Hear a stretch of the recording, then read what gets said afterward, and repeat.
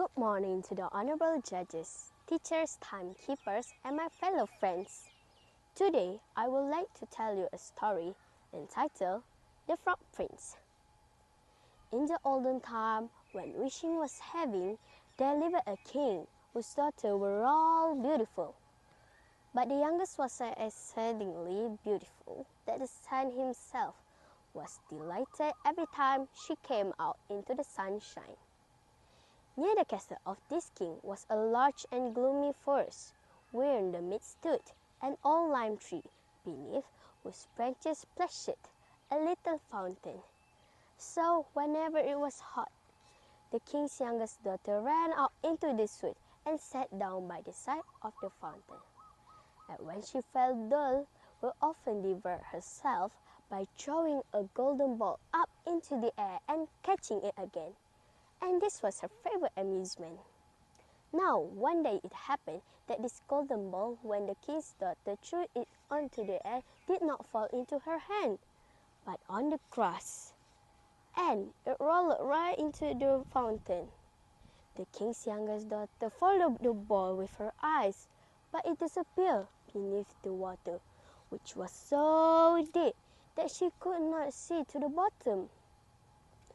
Then she began to lament and to cry more loudly and more loudly. And as she cried, a voice called out, "Why with the whippers, O king's daughter? Your drills will melt even a stone to pity." She looked around to the spot where the voice came out, and saw a frog scratching his thick, ugly head out of the water. "Ah! You old water peddler," she said. "Was it you that spoke? I am waiting for my golden ball, which bounced away from me." "Shh! Be quiet and do not cry," replied the frog. "I can give a good assistant, but what will you give me if I fetch your golden ball up again?" "What would you like, dear frog?" she said. "My dresses, my pearls or jewels or the golden crowns which I wear?" The frog replied, "Dresses or jewels or the golden crowns are not for me. But if you love me and be your companion and playmate and sit at your table and eat from your little golden plate and drink out of your cup and sleep in your little bed. If you promise me all these things, then I will dive down and fetch up your golden ball again."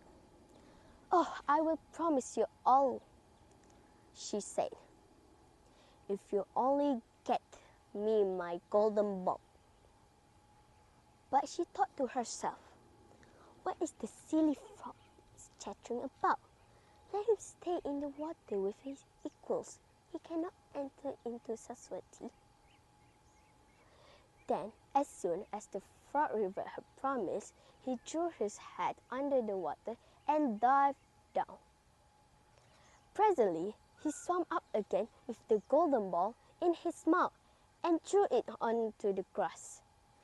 The king's daughter was full of joy when she again saw her beautiful golden ball again. She picked up and ran off immediately. "Stop! Stop!" cried the frog. "Take me with you.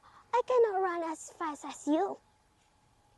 Although it was loud enough, the king's daughter did not hear it, but she hastening home soon forgot the poor frog and back to the fountain again.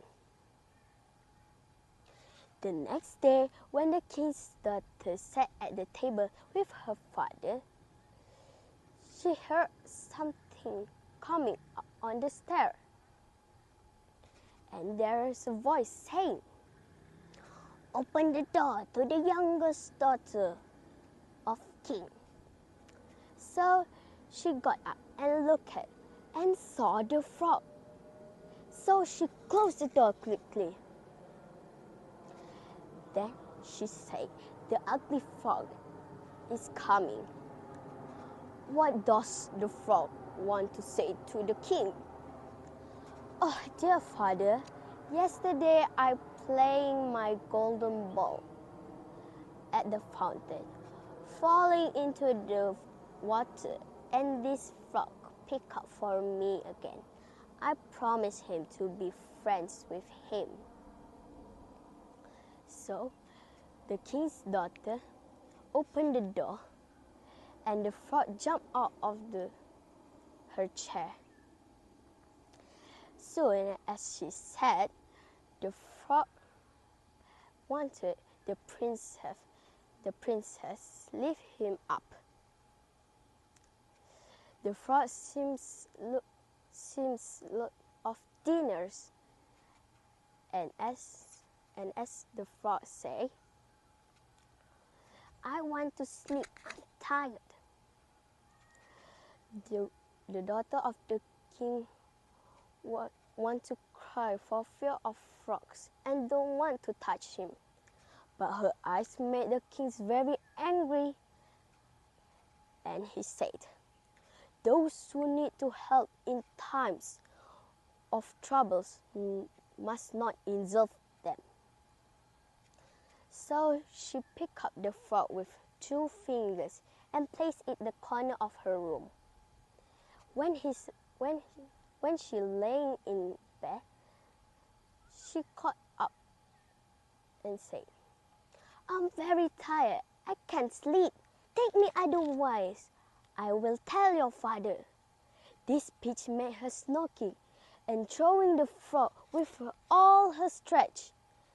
Then, presently, he turned into a handsome prince with beautiful eyes.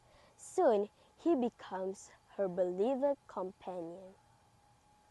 The moral that fits this story is people should think before speaking and contracting. So, that's all. Thank you.